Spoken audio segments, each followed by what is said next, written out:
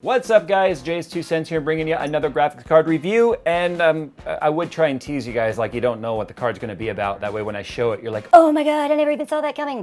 Yeah, you probably read the title of this video. At least I would assume that you did. But anyway, we're going to be talking about what is probably going to be considered one of the most powerful yet smallest graphics cards on the planet. At least until the next most powerful, smallest graphics card on the planet launches. But today we're going to be talking about the AMD Fury Nano. I'm assuming it's called Nano because it's really small. In fact, it's so small, it can hide out behind the size of a regular graphics card. There it is. Actually, let's be honest, the 980 Kingpin is not a very small card. It's pretty damn big and heavy. But this guy, man, I actually fit this thing in my pocket. And then girls started flocking to me. It was really weird.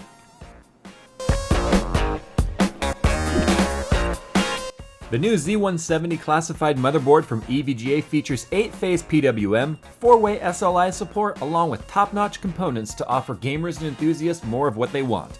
A badass motherboard with no compromises. Click the link below to learn more.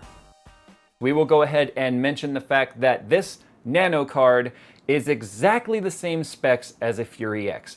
Although it is much smaller, it is not shaved down. It has the same exact amount of stream processors, the exact same memory bandwidth, memory speed, memory allocation. The entire core structure is identical to what is on the Fury X. They just happen to make it really freaking small. So I don't want to waste a lot of time talking about what would be very redundant information. If you guys want to know more about the Fury X, which this is based upon, then go ahead and watch this video right about here. And then you can learn about that and then come back to this video and pick up where you left off. Because let's be honest, I'm not gonna sit here and wait for you to watch that video. That would make this video way too long. You'd get bored, I'd get bored, you'd leave. I would probably leave before you would, and then I would unsubscribe and never come back, and that's probably what's gonna happen anyway. Aesthetically, this card looks very similar to the Fury X, but it's actually quite different. In fact, where the Fury X had that soft touch, very, very soft, almost like a rubbery shroud on here, this one, it's just kind of a plastic,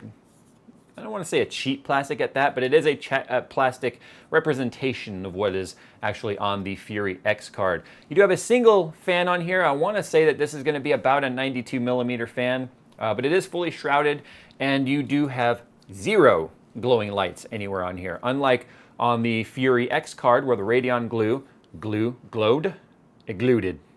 This is just a sticker. It does not actually glow. This does not glow. You don't have any of the LEDs showing you the load on the card like you had with the Fury X. This is a very basic, bare bones cooler, if you will. It's got a single 8-pin PCI Express power on the back of the card, which I personally feel is very disappointing. And the reason why I say that is if you're going to talk about how short a card is, don't make the plug add length to the card, because then you are going to have to deal with an account for the plug coming off the back and the wire bend radius, which is going to add at least another inch to 1.5 inches on the back of the card.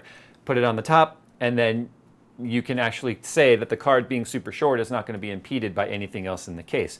You stick the power plug on the back, you just added length to the card. But there is some design thoughts inside the actual heatsink in this, and that is that all of the heatsink rows actually run front to back. And the concept for that is the fact that when the air is being blown down, instead of taking the hot air that's being heated by the GPU and blowing it down on your motherboard, inevitably heating up your motherboard, when it's in your case, it's going to be exhausted out the rear, inside the case. Technically, that's the rear. It's going to be exhausted out the rear, out of the case, and then towards the front into the chassis, which will then be handled by your chassis cooling. And it's not going to be heating up the components sitting near it. So that's pretty much what's different about the Fury Nano. Let's go ahead and get into the benchmarks and talk about the numbers, and then we'll talk about this card and where it belongs and why it exists. Because I think that's the biggest question I've seen, at least going around the social media, is why? Transition. Remember, if you guys like these types of benchmarks and stuff where we talk about it, you have to vote with that like button. If you hate them, then you can also vote with that like button. Just feel free to hit the like button. Anyway, moving on here, we're going to be comparing the card here to several cards in the same price range, as well as a couple of cards below it and a couple of cards above it. That way you can kind of get a sampling of what's happening with the performance of this card, give or take about $100 to $150 in either direction, depending on your need. Now for core clocks, I did overclock this thing to 1080 megahertz, even though AMD was really kind of dancing around the question about whether or not this is an overclocking card. I mean, they did sort of say, no, overclocking was absolutely not in mind whatsoever when they built this card.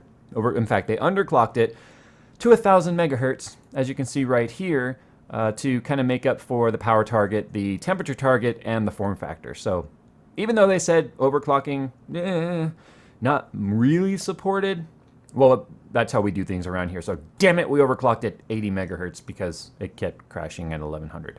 But as you can see, the speeds that it is being compared to the other cards as we move forward, the Tri-X is running at 1120, and the Fury X is running at 1128. So there is a little bit of a percentage gap here in terms of core clocks between the Fury X and the Nano, given the fact that they are the exact same core architecture that's not shaved down, but we do have a 48 megahertz difference here, which is a few percent, so I'm interested to see how that's going to play out. Now for temperatures, the Fury Nano is topping out the chart at 81, but it's important to note this was overclocked.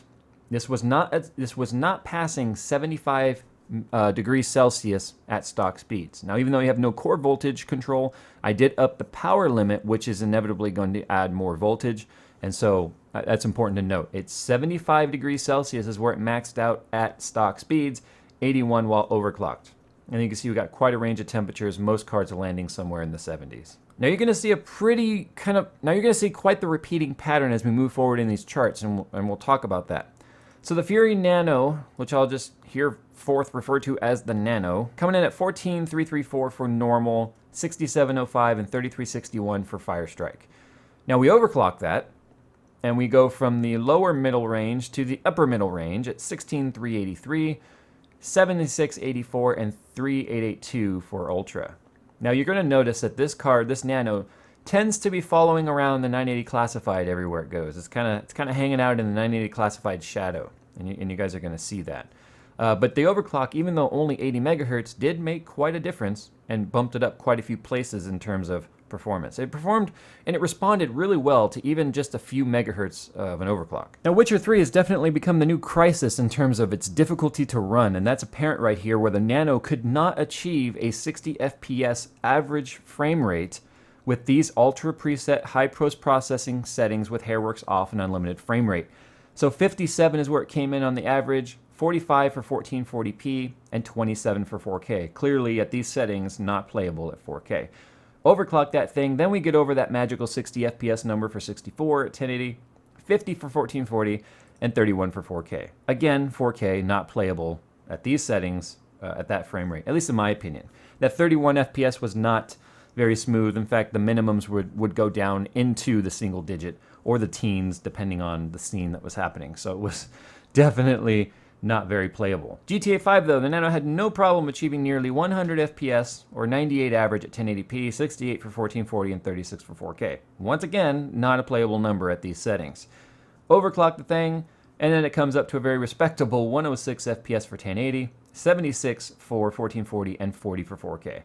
Starting to get a little better on the 4K numbers, but again, you have to really pull down those settings to play 4K at reasonable, consistent frame rates, which is not bad considering its form factor, honestly. But the 980 Ti is up here, and the 970 SSC SLI for the same price just, pulled way ahead of the Nano at the same price. But then again, a lot more heat, a lot more power, and a lot more real estate needed to run an SLI config. Metro Last Light, once again, the Nano coming in at the middle of the pack at 105 average for 1080, 69 average for 1440, and 34 average for 4K.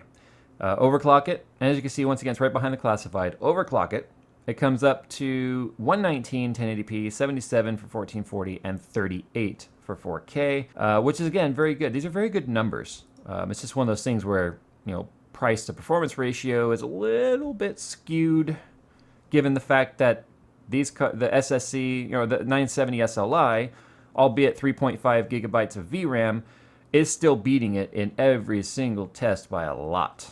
So that's one thing to keep in mind. I mean, I know 4 gigabytes means 4 gigabytes, but 148 FPS is also 148 FPS, so we'll go with that. But then again, you gotta give it credit where credit is due for being such a tiny card to sit where it's sitting on these charts. Crysis 3, it had no problems at stock speeds, giving you more than 60 FPS average. at very high presets, very high system specs, and MSAA turned on, giving you 49 FPS, 1440, 66 1080, and 25 4K. Overclock the thing, and it gets even better at 74 FPS average 1080p, 55 for 1440, and 28 for 4K. Not a playable number in 4K in any of these tests so far. Far Cry 4 used to be a pretty demanding game, but as you can see, the cards are having no problems running it, especially when you overclock. The Nano at stock speeds, 80 FPS 1080p, 53 FPS for 1440, and 28 FPS for 4K.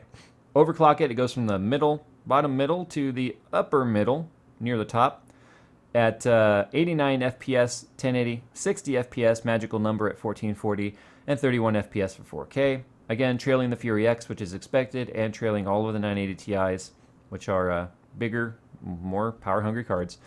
And then BF4. It didn't do as well in BF4 as I thought it would, but I guess compared to the other cards, compared to the Tri-X and the Fury X and all that, those guys are all kind of sitting right here, just really setting up shop in the middle of the charts, as you guys can see. So the Nano, 128 FPS at 1080p for Ultra preset, 91 for 1440, and 51 for 4K. Pretty much playable frame rates for all of the test.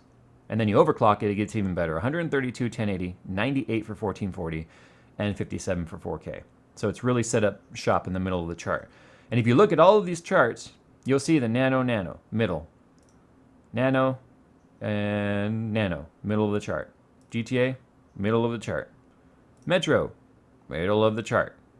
Crysis, middle of the chart. Far Cry, middle of the freaking chart. And Battlefield 4, middle of the chart. So let's go ahead and talk about this card, though, because the numbers are only part of the story. If this card was set out to be, you know, a monster card that was just going to try and compete with everything in its class, well, that would be called the AMD Fury X. So anyway, let's go ahead and talk about this card. Let's discuss where it belongs, why it was created, and whether or not this is a card you need for your build. Well, as you guys saw in the benchmarks, this card pretty much took up shop in the middle of the charts and just stayed there the entire time. And that's where I have to wonder if the price point to the performance based on the form factor makes a lot of sense. There's a lot of groaning and moaning going on already on the social sphere of people saying it's too expensive. Yeah, it's $649, exact same price as the Fury X, but gives you a lot less features. No lights. That was my ring, I didn't break it, I swear. Compared to the Fury X, you really are getting a lot less. I mean, obviously it's smaller, but the Fury X is already a really small card, so bear with me here. But other than that, you aren't getting a whole lot in terms of the same features you get for the Fury X for the same price, because what AMD is banking on is that you as a customer are going to pay that premium of $650 for the same core and a much smaller form factor, albeit performing less than the Fury X all around. On every single test, it's saying performed lesser than the Fury X, which I guess does make sense. Now, I also noticed that this card is supposed to start, at least according to the press kit, this card is not supposed to start doing any sort of core engine throttling until 85 degrees Celsius. That wasn't my case whatsoever on this, and I tried to figure this out, and I have no idea why this was happening, but at stock speeds, all stock, no overclocking or anything, and at only 75 degrees Celsius, I was getting quite a bit of core fluctuation all the way down into the mid 800s on the core, down from 1,000. So I have no idea why it was throttling. Now remember, the BIOS on this thing is pretty locked down. There's no voltage control. You do have power target control or power limit control in percent, but that didn't make any difference. I continued to get a lot of throttling from 1,000 down to 864 megahertz, I believe. That is a huge decrease in percentage and performance. Now, even though I overclocked it to 1080 and bumped up that power limit all the way as high as it would go, which is a plus 50, it still throttled, but only went up and down about 20 degrees versus the 130 something megahertz. They only went up and down about 20 megahertz versus the 130 some odd megahertz it was fluctuating at stock. I have no idea why that was happening. Even though overclocked it was running hotter, it was not fluctuating as much. Now, of course, I went into MSI Afterburner logs and tried to look and see, well, maybe we were hitting our power limit, and that's why it was fluctuating. Power limit's not actually visible on this BIOS, I guess, because MSI Afterburner was not able to tell me what the power limit was. It's not even an option for monitoring. Maybe it's because the card's too new. I don't know. So I can't tell you why it was throttling, but I wanted to at least let you know it was throttling much sooner than it should have, and that was obviously affecting a lot of the benchmarks at stock speeds. So that's something to keep in mind. Now, it was at this moment when editing I realized I forgot to get a video, at least a high quality video, of the Coil Whine with this card, because we know that the Coil Whine with the Fury X was a problem. But I did happen to do an Instagram video, so if you follow on Instagram, you've already seen this, but otherwise, go ahead and have a listen to the Coil Whine that was apparently non-existent with the Fury X, and listen to it on the Fury Nano.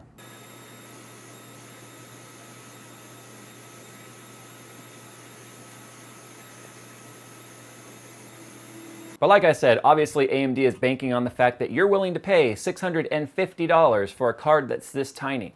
I'm not sure there's that many people out there shopping for a card this small. I've built several ITX systems in the last couple of years alone, and I never had a problem fitting a fairly standard length card in there. Anyway, the card really does perform very well for its form factor. The question is, does the form factor need to exist?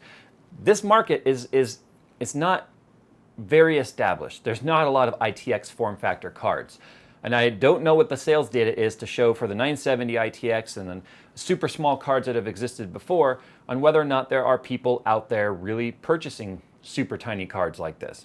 It seems like a lot of manufacturers will make a PCB that's super small, like the GeForce GTX 750, and then they make it bigger because the customer wants to show off their big, powerful card, right?